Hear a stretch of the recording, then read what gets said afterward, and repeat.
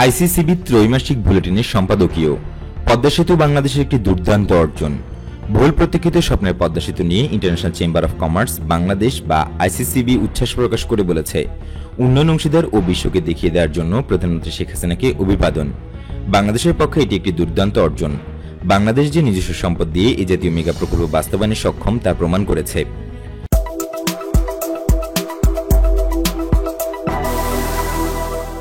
গতকাল প্রকাশিত আইসিসিবি ত্রৈমাসিক বুলেটিনের সম্পাদকীয়তে বলা হয়, পদ্মা সেতুটি সমাপ্ত হওয়ার সঙ্গে সঙ্গে বাংলাদেশ দক্ষিণ এবং দক্ষিণ পূর্ব এশিয়ার অনেক দেশের সঙ্গে যুক্ত হবে।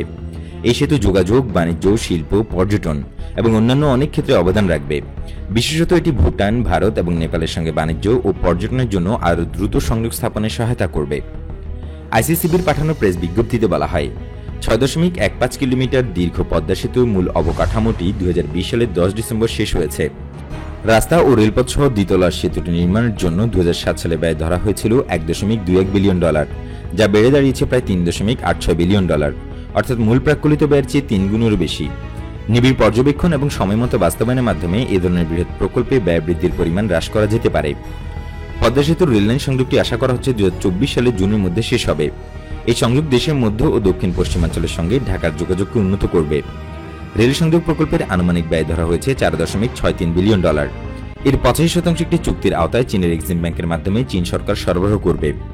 এতে আরও বলা হয়, বিশেষজ্ঞদের মতে ২০২২ সালের জুনে পদ্মা সেতু পুরোপুরি চালু হয়ে গেলে বার্ষিক জিডিপিতে এটি প্রায় ১.২% অবদান রাখবে, দারিদ্র্য হ্রাস করবে এবং দক্ষিণ পশ্চিমাঞ্চলে মানুষের অর্থনৈতিক কর্মকাণ্ড বাড়াবে।